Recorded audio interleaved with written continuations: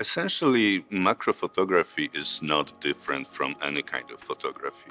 Most of the rules apply, like composition, proper illumination, focus, and so on. The only difference is the scale.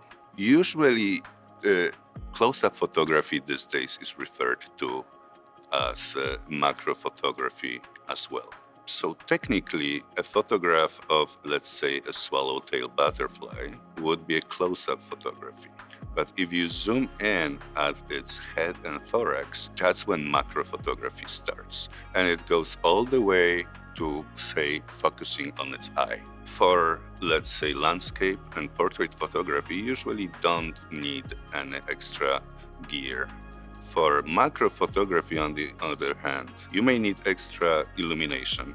You may need a dedicated macro lens, and you definitely need to stabilize your camera, because any amount of camera shake is greatly magnified. So you have to pay some attention to stabilizing your camera, which can be accomplished in a bunch of ways. You can be creative and use a stick. You can use this camera strap. At this point, you have to take care of the composition. And that's when you have to access your inner artist, of course. Composition is something that sells the image, something that showcases your subject, something that can present its personality.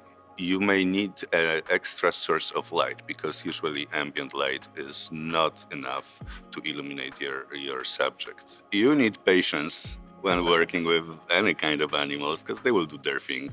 So you have to work with that, and don't be tempted to force them in any way to do something that you want them to do.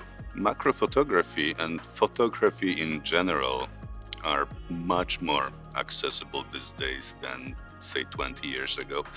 Mostly due to the fact that we all have smartphones, and they have very decent image stabilized cameras. There are two things that motivate me to take macro shots. One is being close to nature and paying close attention to the natural forms. And the second one is sharing it, I think, with the broader public, and showing people that even insects can be beautiful. Macrophotography may seem like a little challenging endeavor, but believe me, you will learn from your mistakes pretty much immediately thanks to the feedback you received on your digital camera.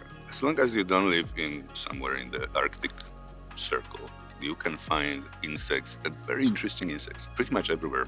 Go outside, go on a hike, and start paying attention to basically everything around you. And I promise your experience will change dramatically. Your hikes will become slower for sure, but probably more rewarding if you are into this topic.